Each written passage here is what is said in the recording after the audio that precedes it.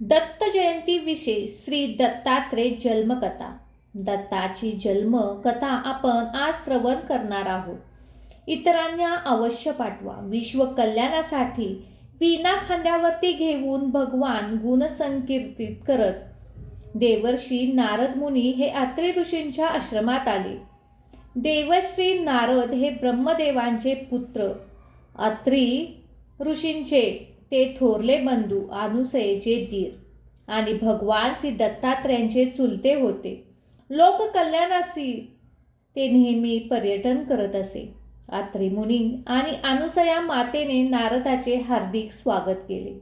त्यांच्या स्वागताचा स्वीकार करून नारदांची स्वारी पुढे ब्रह्मदेवाकडे गेली. सावित्रीसह ब्रह्मदेव आपल्या स्वसदनात विराजमान होते. त्यावेळी नारदांनी तिथे माता अनुसयेच्या गुणाचे वर्णन केले. दत्त जन्माची ही कथा मोठी बोधप्रिय आहे.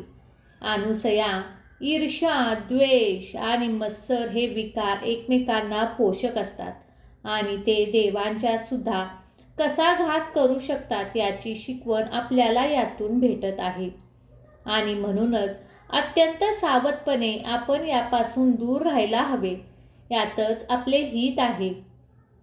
चला, नारदांच्या तोंडून अनुसयेचे गुण ऐकल्यानंतर खरं तर आनंद व्हायला पाहिजे, पण सावित्री मातेला मात्र आनंद न वाटता वैमनस्य वाटू लागले.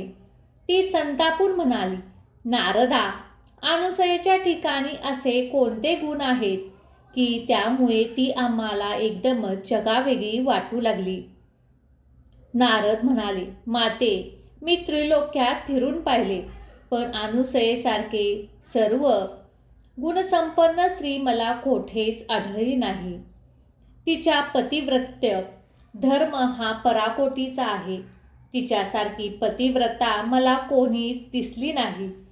स्वरूप, सौंदर्य आणि लावण्यातही ती सर्वांना आगळीच आहे. आल्या गेलेल्यांचा सत्कार, आदरातिथ्य यामध्ये ती नेहमी तत्पर असते. पतीला आपले परमदैवत मानून ती पतीची सेवा करते आणि गृहकार्यात दक्ष राहून सर्वांची मने ती सांभाळते.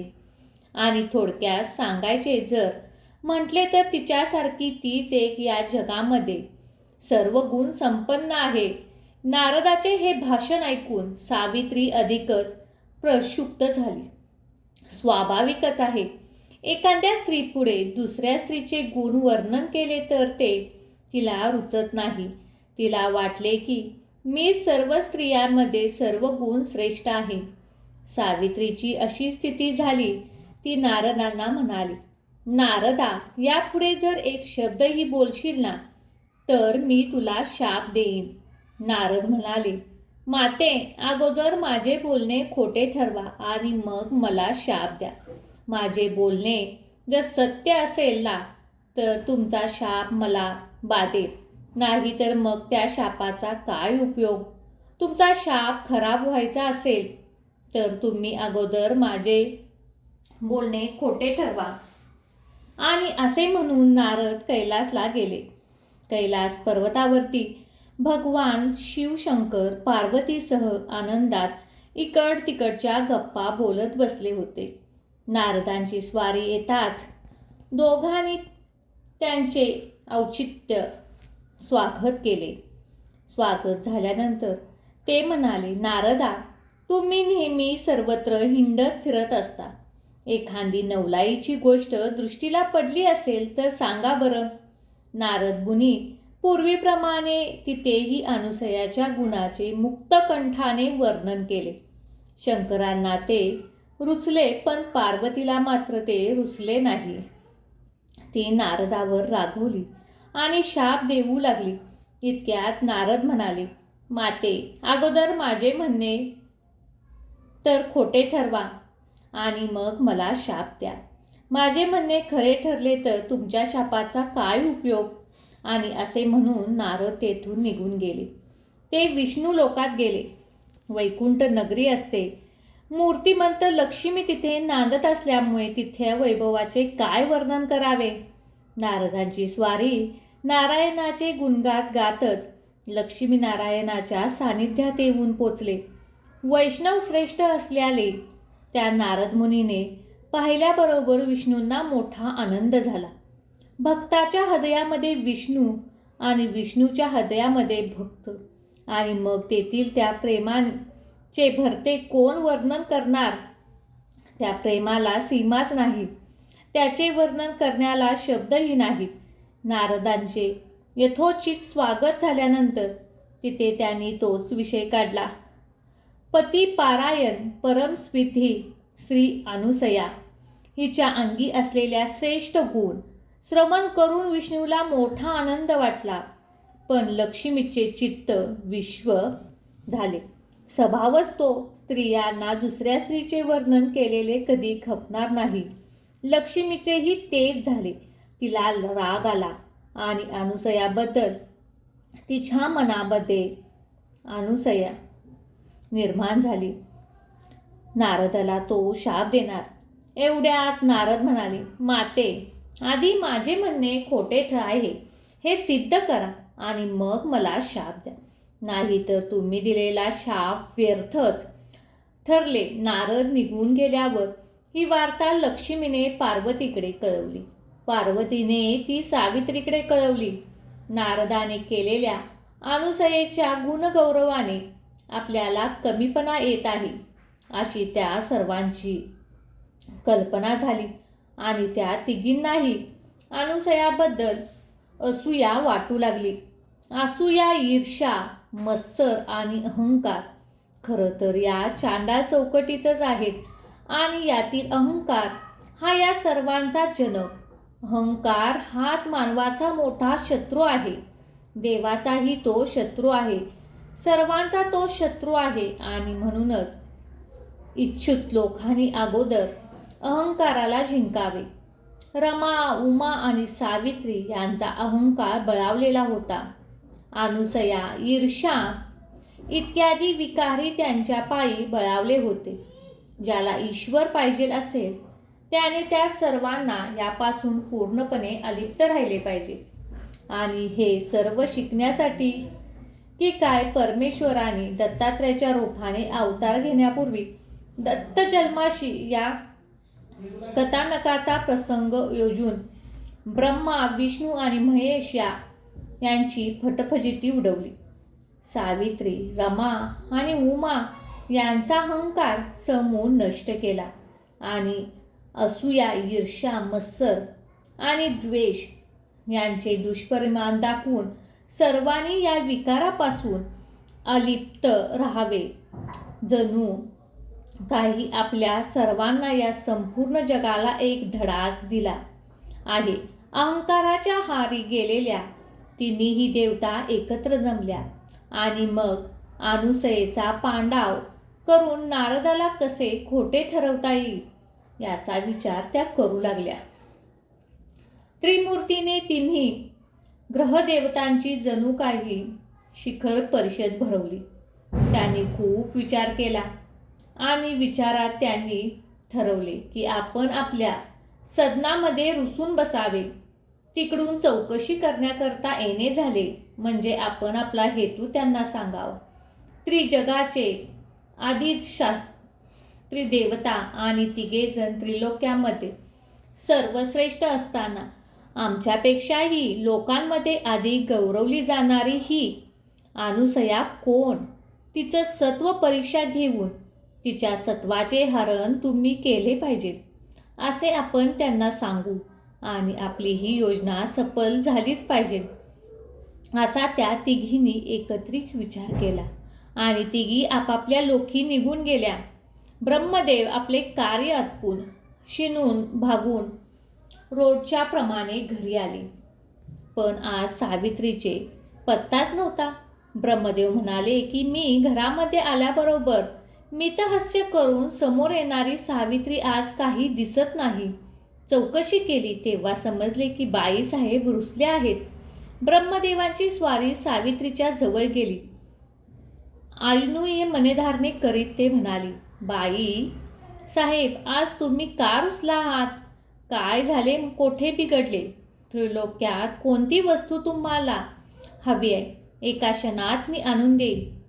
तेव्हा ताबडतोब सावित्री म्हणाली की एवढंच समज. त्यांची मी पत्नी असताना त्या अनुसयाच्या गुणगौरवाची गाथा आमच्या समक्ष तुमच्या पुढे गायली जाते आणि आम्ही त्यांच्यापेक्षा कनिष्ठ ठरण्याची आमच्यावरती पाळी यावी. आम्हाला याची लाज वाटते. त्या नारदाचे म्हणणे खोटे ठरवले पाहिजे. जा, तुम्ही जा आणि त्याची सत्व परीक्षा घ्या. तिचे सत्वहरण करा, तरच मला संतोष वाटेल. सर्व स्त्रियांमध्ये सर्व गुण श्रेष्ठ मीच ठरली पाहिजे. ब्रह्मदेव म्हणाले की एवढीच ना, मग यामध्ये काय मोठी गोष्ट. जातो, आत्ताच जातो आणि प्रयत्न करतो तो रुसवा टाकून आनंदाने राहा. इकडे कैलासात वैकुंठात अशीच घटना घडली. ब्रह्मा, विष्णू आणि महेश हे तिन्ही देव मोठ्या अडचणीत सापडले. अनुसयेचे सत्वहरण करणे हे अत्यंत अवघड आणि जर नाही घडले तर घरातील रुसवा काढणे हेही अवघड. स्त्री यांच्या छंदाने वागणाऱ्या पुरुषांची कशी त्रिधा उडते, फटफजिती होते हे आपल्याला या कथेच्या निमित्ताने पाहायला मिळते. मग तिन्ही देवतांनी एकत्र येऊन अनुसयाच्या सत्वहरणाची क्लुप्ती योजली. अत्री मुनी आश्रमात नसतील अशा वेळी आपण आश्रमात जावे आणि अनुसयेला नग्न भिक्षेची याचना करावी. अनुसया ही परम पतिव्रता आहे.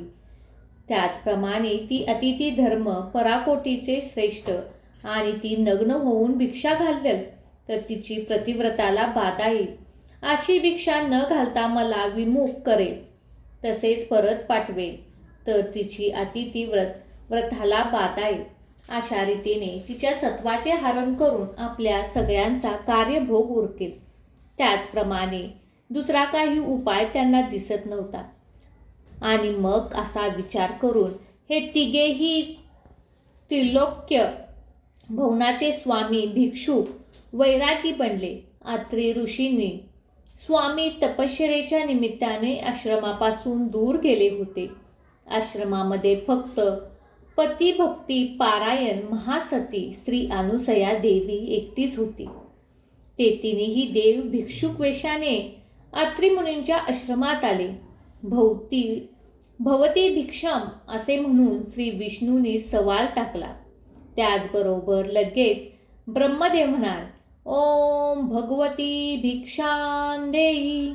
या दोघांनी भिक्षा मागणे संपते नाही तोच भगवान शिवानी आपल्या निराळ्या थाटामध्ये अलक निरंजन अशी आरोही ठोकली.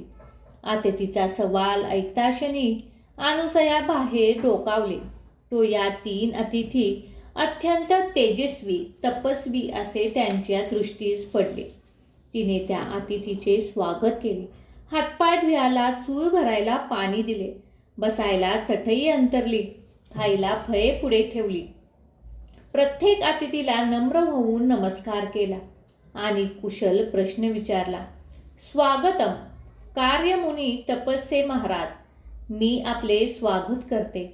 आपण कोठून आला आहात? आपल्याला काय पाहिजे? आश्रमातील मुनी तप करण्याकरता गेले आहेत.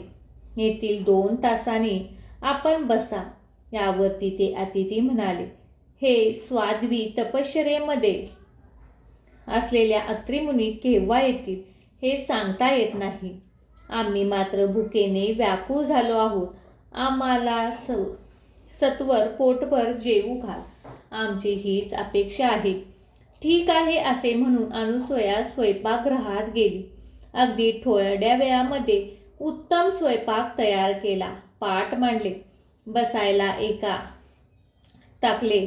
एक रांगोळीची कामिनी काढून त्यावर गुलालाने भरलेल्या मध्येच पाट मांडून त्यावरती केळीचे पान घातले. सर्व पदार्थ वाढून झाल्यानंतर अतिथींना पाय धुवायला पाणी ठेवले. सर्व तयारी झाली आहे. आपण आपले पाय धुवावे अशी तिने अतिथींना विनंती केली. पण अतिथी कसले? ते अनुसयाचे सत्वहरण करण्याकरता भिक्षुक वेश धारण करून आलेले कपटी देव होते. हे महासती अनुसया हे रुजू स्वभावाचे नारी देवाचे कपट तिच्या लक्षात आले नाही. अतिथी उठले. आणि हातपाय धुवून आपल्या पाठावरती बसले. आता हीच वेळ आहे अनुसयेच्या सत्व असे ठेवून ते अनुसयाला म्हणाले, हे महासती, नग्न होऊन तू आम्हाला भिक्षा घालावी अशी आमची अपेक्षा आहे आणि हेच आमचे आजचे इच्छा भोजन आहे. हे जर तुझ्या चान नाही झाले, तुला हे जर रुचले नाही तर आम्ही असेच भुकवले भोजन न करता इथून दुसरीकडे निघून जावे. अतिथीचे हे भाषण ऐकून अनुसया आश्चर्यचकित झाली. त्यांची अपेक्षा मान्य करावी तर आपली पतिव्रती धर्माला बाधक होईल आणि ती अमान्य करावी तर भुकेले अतिथी घरातून विमुख होऊन जातील. हे आपल्याला गृहस्थाश्रमाच्या दृष्टीने बरे नाही. त्यांनी आपल्या अतिथीव्रताला बाधेल. शिवाय ज्या गृहस्था आश्रमाच्या घरातून अतिथी मध्यान्हकाळी विमुख होऊन परत जातो तो त्याचे पुण्य घेऊन जातो असे धर्मशास्त्र सांगते. काय बरं करावं? दोन्ही बाजूने हे माझ्यावर मोठं संकटच आहे. अशा या संकटाला शास्त्रामध्ये उभयंत पहा रज्जो असे म्हटले आहे. कोणीकडे हे मान वळवली तर गळ्यामध्ये गळफास. अनुसयाची अशी अवस्था झाली. अतिथीचे म्हणणे ऐकून अनुसयाला हसू आले. ती म्हणाली, परम तपस्वी असलेल्या अत्री महर्षींच्या सांगतीत आणि त्यांच्या सेवेने मी अत्यंत पवित्र आहे. त्यांची अपेक्षा पूर्ण नाही केली तर काय करतील? शाप देऊन निघून जातील. जर तो शाप मला बाधणार नाही, कारण माझी सत्यनिष्ठा आणि पावित्र्य अढळ आहे. मला कोणाच्याही शापाची भीती नाही. अथवा ज्या अर्थाने एखाद्या अल्लड बालकप्रमाणे भलताच हट्ट धरून हे आडून बसले आहेत, त्यांच्या अर्थी हे वयाने मोठे असले तरीही माझीच बाळे आहेत असे समजून मी यांना वाढले तर काय होईल? आणि याचप्रमाणे विचार सुरू असतानाच ती एकदम स्मरण झाले की तपाला जाताना अत्री मुनींच्या चरणाचे पलाक्षण करून हे तीर्थ एका कमलदंडात भरून ठेवले आहे. संकटकाळी तू याचा उपयोग कर. म्हणाले, तुला संकटाची भीती जाणवणार नाही हे अत्री मला सांगून ठेवले आहे. तर मी मग या तीर्थाचा उपयोग न करावा असा हा विचार करून अनुसया देवघरात गेली.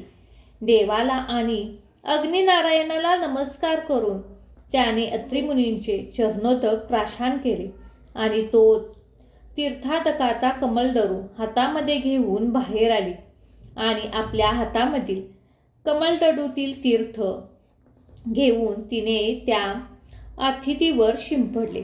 अरे काय मौत झाली पहा! या अत्री मुनींच्या चरणोदकाचा अतिथींना स्पर्श होता. ते तिन्ही अतिथी बालरूपात प्राप्त झाले. ते तिन्ही बाळे जमिनीवर उत्ताने पडून नुकत्याच जन्मलेल्या आणि भुकेने वाळकूळ झालेल्या अभ्रकाप्रमाणे त्या रडू लागली. अनुसयेने ताबडतोब अतिथींना दिलेल्या वस्त्राप्रमाणे आपले वस्त्र बाजूला ठेवून त्या तिन्ही बालकांना पोटभर स्तन पाजून तृप्त केले. अनुसया त्या मुलाचे लालन पालन आणि प्रत्यक्ष ही करत होती, पण तिच्या मनाला समाधान नव्हते. तिला जाणीव होती की ही परकीय धन केव्हा तरी हातचे निघून जाईल आणि शेवटी झाले ते तसेच. तिकडे रमा, उमा आणि सावित्री आपापल्या ठिकाणी बसून सारख्या मार्गाची प्रतीक्षा करत होत्या. आता येतील मग येतील. अनुसयेचे सत्वहरण केल्याची बातमी आम्हाला सांगतील. अनुसयाचा कमीपणा आणि आमचा मोठेपणा जगजाहीर होईल असा विचार करत त्या संचित अंतकरणात बसलेल्या, परंतु कोणाचाही काही पट्टा लागेना. ब्रह्मदेव ना विष्णू ना शंकर. आता मात्र त्यांना अधिकच काळजी वाटू लागली. त्या तिघी एकत्र जमल्या, विचार करू लागल्या. इतक्यात नारदांची स्वारे तिथे आली. नारदाबद्दल तिघीच्या मनामध्ये राग होताच, पण इलाजावास्तव तो उघड न करता त्यांचे लटके स्वागत करत त्या म्हणाल्या, नारदा, बरेच दिवस झाले, अजून इकडची स्वारी काही परत आलेली नाही. आम्हाला काही त्यांची कल्पना नाही. तुम्हाला काही कल्पना असेल तर सांगा. बरे, नारद मुनी या तिघींचा उद्देशून म्हणाले, माते, नुकतेच मी अत्री मुनींच्या आश्रमात पुन्हा जाऊन आलो. मला तिथे असे समजले की अनुसयेच्या आश्रमात कोणीतरी अति दिव्य तेजस्विनी 3 पुरुष वैराग्याच्या रूपाने भिक्षा मागाय आले. त्यांनी अनुसयेला नग्न होऊन भिक्षा वाढण्याची विनंती केली. नग्न होऊन आम्हाला भिक्षा घाला, नाही तर तुम्हाला शाप देऊ अशी धाकही घातला. परिणाम असा झाला की अनुसयेने आपल्या पतिव्रताच्या प्रभावाने त्या तिघांची बालके व्हायला भाग पाडले आणि आता ते तिघेही अनुसयाच्या घरी खेळत आहेत. अनुसया त्यांना पाजते, नाहू घालते, पाळण्यात घालते, झोके देते, अंगाई गाते आणि तिन्ही मुले ते पहिली आहेत. त्यांचे ते दिव्य आणि अलौकिक तेज पाहून ते प्रत्यक्ष ब्रह्मा, विष्णू आणि महेश असावेत असे मला वाटते. पहा, तुम्ही जा एकदा अनुसयेच्या आश्रमात आणि आपल्या पतिराजांना ओळखून खात्री करून घ्या. देवर्षी नारदांचे हे भाषण ऐकताच तिघींच्याही तोंडचे पाणी पळाले. अगो बाई, काय सांगता आहात नारद तुम्ही, असे म्हणून त्यांनी आक्रोश करायला आरंभ केला. आम्ही करायला गेलो काय आणि झाले काय? आमचा मोठा घाट झाला. आमचे पतिराज आता आम्हाला परत कसे मिळतील? आम्हाला जर ते पूर्ववत मिळाले नाही तर आमचा संसार धुईला मिळेल असे म्हणण्याची पाळी येईल. नारद म्हणाले, माते, तुम्ही महाशक्तिशाली त्रिलोक्याच्या माता. तुम्ही सर्वांना बोध करायचा असा तुमचा अधिकार. मग तुम्ही जर शोक करू लागला तर तुम्हाला धीर कोणी द्यायचा? चला उठा, या अहंकाराने कोणाचे बरे केलेले आहे. द्या अहंकार टाकून आणि जा त्या अनुसयेकडे. धरा तिचे पाय, करा तुमच्या सुखाने संसार. नारदांच्या सांगण्याप्रमाणे त्या तिघी नारदाबरोबर येऊन अनुसयाच्या आश्रमात आल्या. अनुसयाने सर्वांचे स्वागत केले, पण त्या स्वागतात तिघींना काही गोडी लागली नाही. त्यांची मुखे झाले. त्यांनी अनुसयेला नमस्कार केला आणि नम्रपणे विचारले, तुम्हाला कशाची चिंता आहे? मला सांगा, मी यथाशक्ती प्रयत्न करून तुमच्या चिंतेचा परिहार करेन. त्या तिघीने आपला मोठेपणा, अभिमान बाजूला ठेवून अनुसयेला नमस्कार केला आणि त्या म्हणाल्या की आमचे पतिराज आपल्या घरी विराजमान आहेत असे आम्हाला कळाले. तरी आपण आम्हावर कृपा करून ते परत द्यावे. आमच्याकडून काही अपराध झाला असेल तर त्याबद्दल क्षमा करावी. अनुसयाने ती 3 बाळे पुढे आणून ठेवली आणि पहा, घ्या तुम्ही तुमच्या पतींना ओळखून. आपल्या पतिराजाची ही अवस्था पाहून त्या पुन्हा रडू लागल्या. हुंदके देत त्या म्हणाल्या, बाई अनुसये, हे तर आम्हाला ओळखाय येत नाही. शिवाय या अवस्थेत त्यांना घेऊन आम्ही करणार तर काय? तर या जगामध्ये एक मोठा उपवासाचा विषय होईल. तरी ज्या पतिपावित्र्याच्या प्रभावाने तू या बाळे केलीस आहेस, त्या पतिपावित्र्याच्या प्रभावाने तू यांना पूर्ववत कर आणि आम्हास परत दे. तूच हे करू शकतेस. आमचे तुला शतशः प्रणाम. अनुसयाने त्या तिघींची केविलवाणी शब्द ऐकल्यानंतर तिला त्यांची दया आली आणि ताबडतोब उठली. देवघरात जाऊन तिने अत्री मुनींच्या चरणोदकाने भरलेला कमलदंडू आणला. अत्री मुनी आणि नारद मुनी तिथे उभे होते. उमा, रमा, सावित्री त्याही तिथेच उभ्या होत्या. सर्वांच्या समक्ष अनुसयेने उजव्या हातात वर ते पाणी ओतून घेतले. आपल्या प्रभावाने पतिव्रताच्या वर्षाने करून तिने संकल्प केला आणि त्या तपाने पुनर्वित झालेल्या त्रिमुनींचे पद बाळाच्या अंगावरती शिंपडले आणि पहाटा ती तिन्ही बाळे भिक्षुक रूपामध्ये प्रकट न होता आपापल्या ब्रह्मा, विष्णू आणि महेश रूपात प्रकट झाली. सर्वांची अंतःकरणाने आनंदाने उथांबुळली. उमा, रमा, सावित्री यांचा आनंद गगनात मावेनाच झाला. त्याने ताबडतोब अनुसयेला नमस्कार केला. वडील धावकोठेचा भेदभाव मावळला होता. आपल्या पतिराजांना नमस्कार केला. एकमेकींनी त्यांना नमस्कार केला. देवांनी आपल्या पत्नींचा अहंभाव मावळला. असूया, द्वेष आणि मत्सर विकार मावळे आता त्या निर्मळ आणि निर्विकार बनल्या. हे पाहून मोठा आनंद वाटला. आपल्याला लोकांना जाण्यास निरोप घेण्याकरता अनुसयाकडे वळाले. माते, आता आम्ही तुमचा निरोप घ्या. झाले गेले विसरा, क्षमा करा. अनुसया चटकन म्हणाली, आता तुम्ही आपल्या स्थानाला जाणार. माझ्या आश्रमात हा पाळणा रिकामा झाला. घर शून्य झाले. अपुत्रस ग्रहम शून्य. हे तुम्ही जाणताच आहात. मी आता तुम्हाला काय सांगायचे पाहिजे. तुम्ही आताच मला माते म्हणून संबोधले. हे शब्द खरे करा आणि मग निरोप द्या. अनुसयाने हे शब्द ऐकताच तिन्ही देवांनी अनुसयेला वर दिला. आम्ही तिघे पुत्र रूपाने तुझ्या पोटी लवकरच जन्म घेऊ. आता चिंता करू नये. तिन्ही देवताकडून वरदान मिळाल्यानंतर आत्री आणि अनुसया आनंदित झाल्या आणि उमा, सावित्री यांच्यासह तिन्ही देवतांचा सत्कार करून त्यांना खाऊ पिऊ घालून त्यांनी निरोप दिला. सर्व देव आपापल्या पत्नींना घेऊन आपल्या लोकी निघून गेले.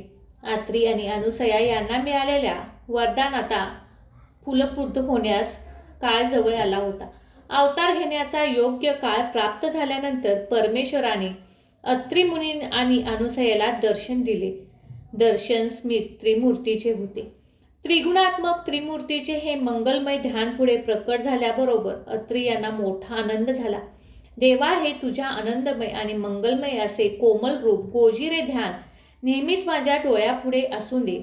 तथास्तु, ते म्हणू लागली. अनुसया पुढे झाली आणि म्हणाली, देवी, मला विसरलात का तुम्ही? माझ्या उतरी पुत्र रूपाने अवतरण्याचे दिलेले वचन केव्हा पूर्ण करा? देव म्हणाले, आत्ताच आम्ही तिघांनी आपले आत्मसमर्थन केले आहे. आम्ही तुला स्वतः देऊन टाकले आहे आणि तुला दत्त झालो म्हणून दत्त या नावाने आम्ही जगभर प्रसिद्धी सेवू. असे म्हणून त्रिमूर्ती तेथून अंतर्धान पावले. पाहता पाहता तेज त्रिमुनींच्या देहात सामावले आणि त्या तेजाळलेले बीज अत्रिमुनींनी अनुसयाच्या उदरी ठेवले. अत्रिमुनी अनुसयेसह माहूरगडाला पुन्हा परत आले. अनुसयाच्या उदरी विसावलेले तेज शुक्ल पक्षीय चंद्राच्या कलेप्रमाणे दिवसोंदिवस द्विगुणित होत लागले. सृष्टी नियमाप्रमाणे आता अनुसया अधिक तेजस्वी दिसू लागली. विश्वंभराच्या भरतीने आता विश्वाच्या कल्याणासाठी आपल्या उदरामध्ये धारण केलेला होता. सच्चिदानंदाचा प्रकाश तिच्या मुखातून झळकत होता. तिचे मंदावलेली होती, मात्र ती स्मृती विद्युत शक्ती प्रमाणे गतिशील होती. तिला आता डोहाळे होऊ लागले. अत्रिमुनींनी अनुसयाला डोहाळे विचारताच ती म्हणाली, अंगाला भस्म लावावे, अद्भुत बनावे, जगाला समुद्देशन सुखी करावे. हे उत्तर ऐकताच अत्रींना जे जाणवायचे ते ताप तोरले. अवतार डोहाळे थाटामाटात झाले. स्वभावात आश्रमात राहणाऱ्या ऋषीपत्नी अनुसयेचे जीवन अहम मोहिनीने पार पडले. चांदणी भोजन, झोपाळ्यावरचे भोजन, बागेतली फराळ, वनभोजन, फुलांचे अलंकार, पानांची तोरणे, लाडू, जिलेबी, करंजा, बासुंदी, श्रीखंड, पापड, लोणची, चटण्या, कोशिंबीर, नाना प्रकारच्या भाज्या, नाना प्रकारचे पदार्थ, जे ज्यांना शक्य झाले ते अनुसयेला देऊन सर्वांनी तिचे मोठे कोड कौतुक केले. आणि शेवटी ती पावन परभणी समीप आली. माहूरच्या पावन क्षेत्रामध्ये सद्गुरू योगेश्वरी भगवान श्री दत्तात्रयांचा जन्म अनुसयाच्या उदरी झाला. तो महिना मार्गशीर्षाचा होता. दिवस पौर्णिमेचा होता. बुधवार पश्चिमेकडे भगवान सूर्यनारायण अस्ताला चालले होते, जर दुसरीकडे पूर्व दिशेस क्षितिजावर पूर्ण चंद्राचे बिंब उदयाला येत होते. दोन्ही दिशा रक्त झालेल्या होत्या. आकाशामध्ये जणू काही देवाने गुलालाची उधळण केलेली प्रदोष काळ म्हणजे सायंकाळची वेळ होती.